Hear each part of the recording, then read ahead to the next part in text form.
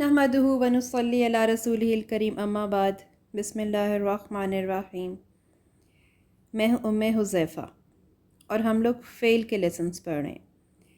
فعل کی تقسیم بہت زیادہ طریقوں سے ہوتی ہے، کانٹینٹ کے حساب سے بھی ہوتی ہے اور جن حروف سے مل کر وہ بنتا ہے اس کے حساب سے بھی ہوتی ہے۔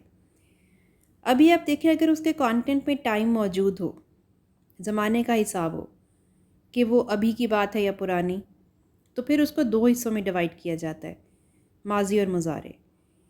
اسی طرح پھر یہ دیکھا جاتا ہے کہ اس فعل کو مفعول کی ضرورت ہے یا نہیں۔ اگر وہ فعل اپنی پوری بات کی وضاحت بغیر مفعول کے ہی کر دے، خالی فاعل کے ساتھ ہی، جیسے وہ بیٹھا، وہ ہنسا، وہ گیا وغیرہ، تو پھر اس کو فعل لازم کہیں گے۔ لیکن اگر اس کی بات مکمل نہ ہوتی ہو جب تک کہ مفعول اس میں نہ آ جائے، جیسے اس نے مارا، اب آپ سوال پوچھیں گے کہ کس کو، تو اس طرح کے سوال کا جب جواب مل جائے تو اسے فعل متعدی کہیں گے، یعنی فعل متعدی میں مفعول کی ضرورت ہوتی ہے۔ اب جب ایک فعل میں مفعول کی ضرورت ہو جائے تو پھر کئی دفعہ اس طرح ہوتا ہے کہ وہ فعل اپنے اندر سے فاعل کو مجہول کر دیتا ہے، یعنی ایک فعل میں کبھی فاعل معلوم ہوتا ہے اور کبھی وہ نظروں سے اوجھل ہو جاتا ہے۔ جب ایک فعل میں فاعل موجود ہو تو پھر اس فعل کو فعل معروف کہتے ہیں، اور اگر اس کے اندر فاعل موجود نہ ہو تو پھر وہ فعل مجہول ہوتا ہے۔ فعل معروف میں جو فاعل ہوتی ہے وہ اس کے اندر ایک ضمیر ہوتی ہے جو بلٹ ان ہوتی ہے، وہ بلٹ ان ضمیر مرفوع متصل کہلاتی ہے، اور یہی چیز جب فعل مجہول میں آ جائے تو وہی ضمیر اب نائب الفاعل بن جاتی ہے، یعنی اسی فاعل کی اسسٹنٹ، اس کی قائم مقام ہوتی تو وہ ضمیر مرفوع متصل ہی ہے، لیکن اب وہ فاعل نہیں نائب الفاعل ہوگی۔ اس بات کی وضاحت کیسے کریں گے یہ دیکھیے۔ فعل مجہول جس میں نائب الفاعل موجود ہوتا ہے اور اس کا اعراب کیا ہوتا ہے۔ ہم نے اسم ظاہر اور اسم ضمیر پڑھا ہے، اسم ضمیر کے اعراب تو اگلے لیسنز میں آئیں گے، لیکن فعل معروف دیکھیے، ایک جملہ پڑھیے، اللہ نے تم سب پر روزے فرض کیے۔ کام ہوا ہے فرض ہونے کا کہ لکھا گیا ہے تمہارے اوپر ایک چیز، تمہاری ذمہ داری ہے۔ وہ کیا چیز ہے جو لکھی گئی ہے؟ وہ روزے ہیں۔ اور کس نے کیا ہے؟ وہ اللہ نے، اللہ فاعل ہے، اور متعلق ہے جملے سے کہ تم سب پر، ٹھیک ہے، اس کی عربی علیکم ہوگی۔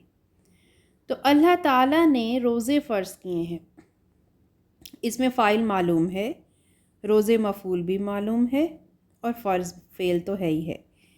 تو یہ آپ کا ہو گیا فعل معروف، اس کا یعنی ایکٹیو وائس۔ اس کا جب آپ مجہول بنائیں گے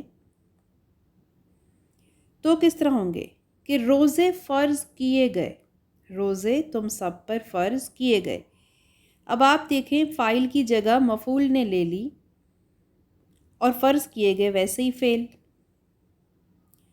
تو جب فاعل کی جگہ مفعول لے لیتا ہے، یعنی فاعل کی قائم مقامی جب مفعول کر رہا ہوتا ہے فعل مجہول میں، تو اس کو پھر مفعول نہیں کہتے، پھر گرامیرینز اس کو نائب الفاعل کہتے ہیں، اور نائب الفاعل جو ہے وہ وہی اعراب لے لیتا ہے جو فاعل کا ہوتا ہے۔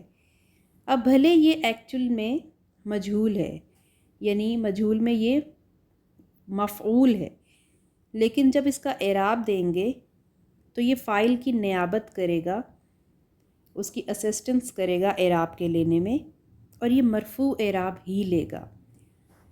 تو فاعل فعل معروف میں بھی مرفوع ہوتا ہے اور نائب الفاعل فعل مجہول میں مرفوع ہوتا ہے۔ یہ آیت دیکھیے البقرہ کی، کتبہ، کتبہ فعل ماضی کا مجہول ہے، علیکم، علیکم کا مطلب تم سب پر، علیکم الصیام، میم کا پیش کیوں آیا ہے؟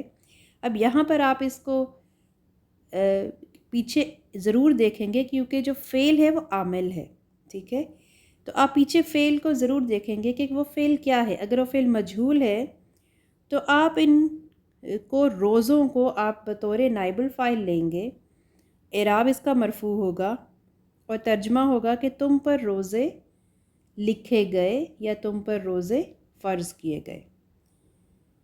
تو فعل مجہول کے اندر جو مفعول استعمال ہوتا ہے اس کو نائب الفاعل کہتے ہیں اور اس کا اعراب فاعل والا یعنی رفعی ہوتا ہے. آگے دیکھیے. اچھا، فعل مجہول اور اس کا نائب الفاعل. یہ پہلی آیت دیکھیے، اس کا خود لکھیے گا کہ اس میں کتبہ کیا ہے. یہ فعل ہے اور فعل ماضی میں مجہول ہے. اس کا صیغہ واحد مذکر غائب ہے. اور تم پر القصاص، تم پر قصاص کو فرض کیا گیا. ٹھیک ہے، تو اس میں ہم کوئی اب وہ ہوا نہیں نکالیں گے، ہم قصاص کو اس کا نائب الفاعل بنائیں گے اور مرفوع بالضمہ لفظاً بولیں گے. مرفوع یعنی مرفوع ہے، رفع دیا ہوا. رفع کس طرح سے دیا ہوا ہے؟ ضمہ کے ساتھ. اور لفظاً کیا؟ اس لفظ کے اوپر ضمہ ہے. ٹھیک ہے. اسی طرح کتبہ علیکم الصیام، فرض کیے گئے تم سب پر روزے. اوپر قصاص ہے بدلہ، نیچے روزے. اب ان کچھ آیات کو آپ دیکھیے اور ان میں جو بھی فعل مجہول اور اس کا نائب الفاعل آپ کو نظر آئے اس کو مینشن کیجئے. سورہ بروج کی آیت نمبر 4 میں دیکھیے، سورہ بقرہ کی آیت نمبر 210 میں، سورہ آل عمران کی 184 نمبر آیت میں، سورہ بقرہ کی ہی 216 آیت میں، اور سورہ رحمان کی آیت نمبر 35 میں. دیکھیے اور چیک کیجئے کہ اس میں کون سا فعل مجہول استعمال ہوا ہے اور اس کا نائب الفاعل کیا ہے اور اس پر اعراب کیا آیا ہوا ہے. تو یہ تو اسم ظاہر کی ساری بات ہوئی ہے، اور اسم ظاہر پر ظاہری اعراب آتا ہے جو دکھ جاتا ہے. کئی دفعہ حرکات سے دکھتا ہے اور کئی دفعہ لفظی تبدیلیوں سے. آگے دیکھیے. اب وہ ہم جو پڑھ رہے تھے فعل مضارع مجہول، اس کے اگلے صیغے اور اس میں موجود ضمائر جو مستتر اور بارز ہیں. فعل مضارع مجہول کے ہم نے 3 صیغے مذکر کے پڑھ لیے. اس کا وزن ایک ہی ہوتا ہے، یفعل، اور عین کلمے پر ہمیشہ زبر ہوتی ہے، اس کے علاوہ کوئی اور وزن اس کا نہیں ہے. ینصر، ینصرانی، ینصرون، یہ مذکر غائب ہو گیا، اب مؤنث غائب. تنصر، تنصرانی، ینصرنا،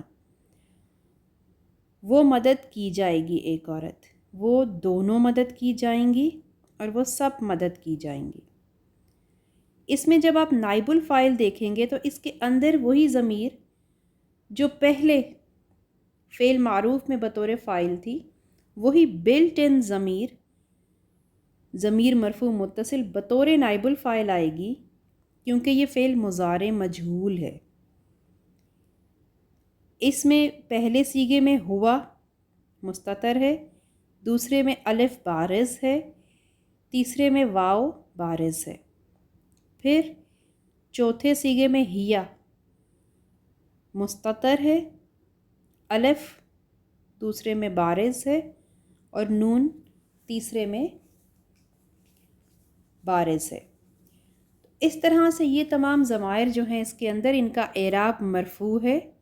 ضمائر کا اعراب اگلے لیسنز میں آئے گا کہ وہ لفظی اعراب نہیں ہوتا، ان کا اعراب آپ کو لفظ پہ نظر نہیں آتا، یہ عقل سے اور قاعدے سے سمجھا جاتا ہے. اس کی تفصیل ہم اگلے لیسن میں پڑھیں گے. فی الحال اتنا ہی کام کیجئے کہ نائب الفاعل ڈھونڈیے. فعل مجہول کے یہ مزید 3 صیغے ایڈ کر لیجئے، ان کی ضمائر ایڈ کر لیجئے، اور جو آیات آپ کو بتائی ہیں وہ ایک بار پھر دیکھ لیں. ان آیات کو آپ دیکھیے کہ اس میں آپ کو مل جائے فعل مجہول بھی ملے اور اس کا نائب الفاعل بھی. ٹھیک ہے جی، اتنا ہی کام تھا. شکریہ. السلام علیکم ورحمۃ اللہ وبرکاتہ.